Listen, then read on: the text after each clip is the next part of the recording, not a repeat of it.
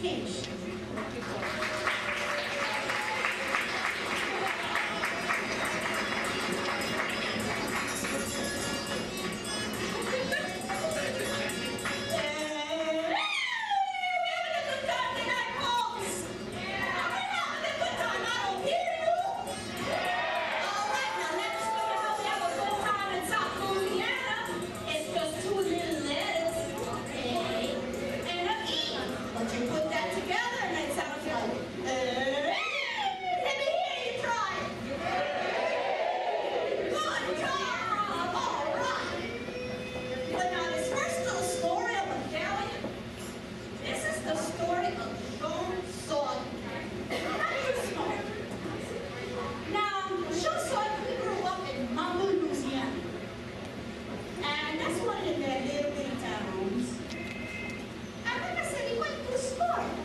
So you can imagine how surprised everybody was. He married the prettiest girl in town in Molly. Not only that, he got rich. With him and Marie, they built a nice little house out in the country. And one day, he was out tending to his garden, and he saw something, and he looked at it and he said, "Honey, stop it, good news for you. We're going to get new neighbors." She said, "Man, why do you know that?" He said, "Man, a pickup truck just drove up next door, and they got this post in the back of that truck." He said, "I think that they're going to pin them up some good milking cows, and if they're good neighbors, they might share that fresh milk with us. But oh, it's going to be so nice, huh?" She said, "Oh, sure, that's good news. I like that." So he said, "Man, I'm going to go out there and I'm going to go see what they do." So he go out there, and them men that was working, they was digging some mighty deep holes for the fence posts. So he started thinking a little bit, watching and thinking. And he said, "You know, my friends told me, now I'm a rich man, I could buy me some electricity and a telephone." He said, "Well, I don't know about all that. I think they just pulling my leg again. I don't know what all that stuff is." Because, you know, he never left the parish. And they told him, they said, "Now you see electricity? That's a glass bulb, and you stick it on something, and when it come on, the dark go away just like that." He said, "Oh, yeah, huh?" He said, "They tell me then, what's a telephone?" They said, "That's a box what you talk into, and your friends far away can hear what you're saying."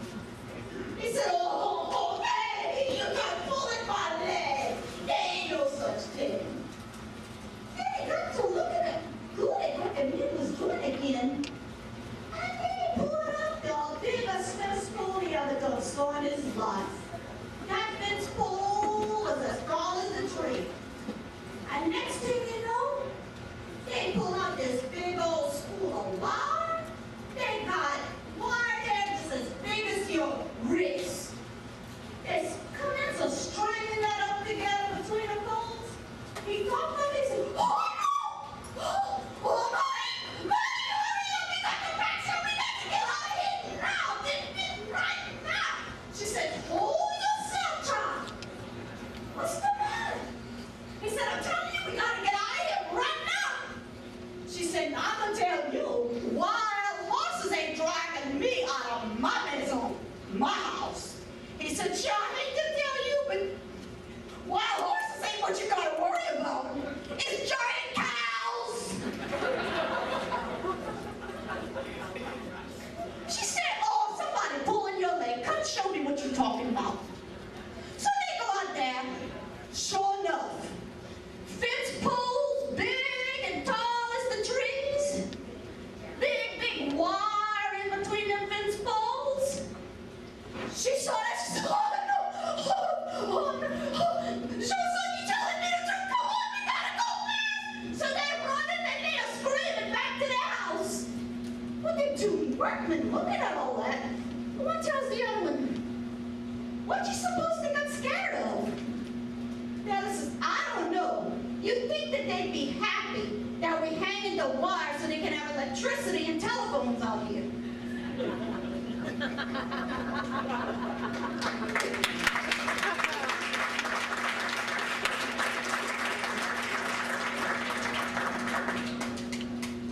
Now this next story is called Knock Knock, Who's There? La Ville, Nouvelle-Orléans, or what we now call New Orleans. Well, you see there, you can't bury your relatives under the ground because it floods too much. And when the floods come, them caskets pop out of the ground and they float for true. And you never know, but your relatives might get mad at that, and they just might pay you a return visit. Well, a few miles down the river from La Ville lived this old man, and it was him and his Jolie petite fille, his pretty little girl Therese. Now Therese's mama had died of the swamp fever, and it was just him and her, and he didn't want her to go nowhere. He wanted him all to himself. So he didn't let her have no quarters. He didn't let her go to school. She was barefoot, dressed in rags, and he worked that poor child like a mule. Well, poor Bette, poor thing, she was very lonely. So, every night, he would sit in his rocking chair, and he'd just count his gold coins. Every night, that's what he did. And every night she'd come, "Papa, let me in." He said, "Go back to bed, child." He said, "No, come on, please, Papa, I'm lonely." He said, "I told you, go back to bed." A little while later, he's still rocking and counting his money.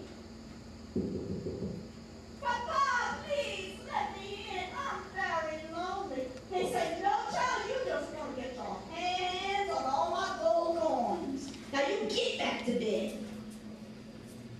Well, that went on for years, and this poor child grew lonelier by the day. Well, one night, when she was about 15 years old, she come again. He's sitting in a rocking and counting his money. And he hears, "Papa, I'm bad sick.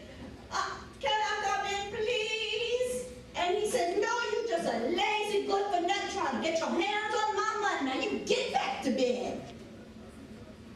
Little while later, "Papa, I'm telling you, I'm bad sick. Should I please let me in? You got to call the traiteur." That's a healer or a Cajun doctor in the swamps. He said, "Child, I told you, get yourself back to bed." Well, he never heard nothing after that. And then he got curious what's the matter then. So he got up and he go open his door. She lay dead right at his door. Oh, that made him so sad. But not because he had lost his daughter. He had lost somebody to work for him. Because this was a very greedy, mean old man. And he said to himself, "You know, I know I'm supposed to bury her in a vault above the land like that, but I think I'm just going to put her in a pine box underneath the cypress tree." And that's what he did. Well, a few months later, the hurricane came, and old Papa's like every night sitting in his rocking chair, counting his money. What? And then he hear, what's that? What's that? Oh, that must have just been a shutter banging from all that wind.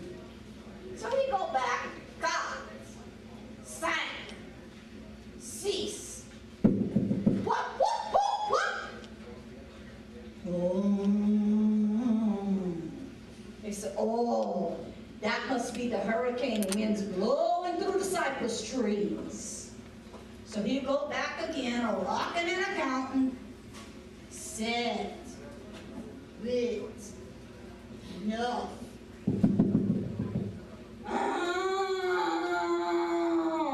Papa, let me in, it's me, Therese. What? Oh, man, let me see that.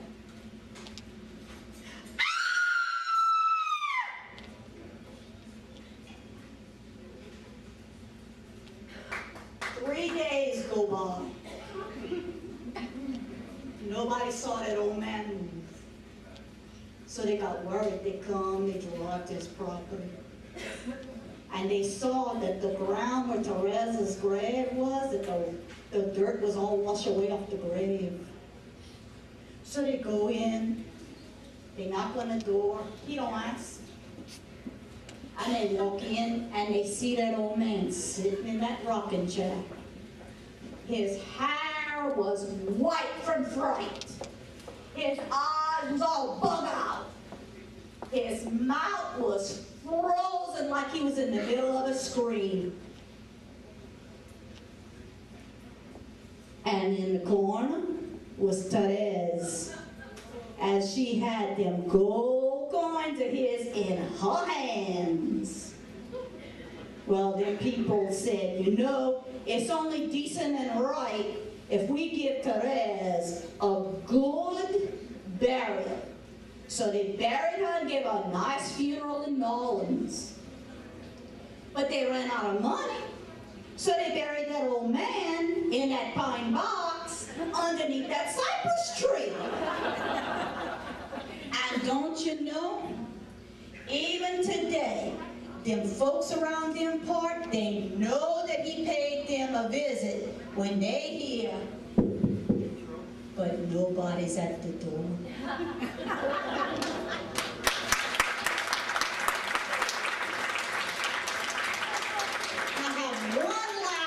For you. Now this is a story about the deep faith that Cajuns have in Le Bon Dieu, the good God.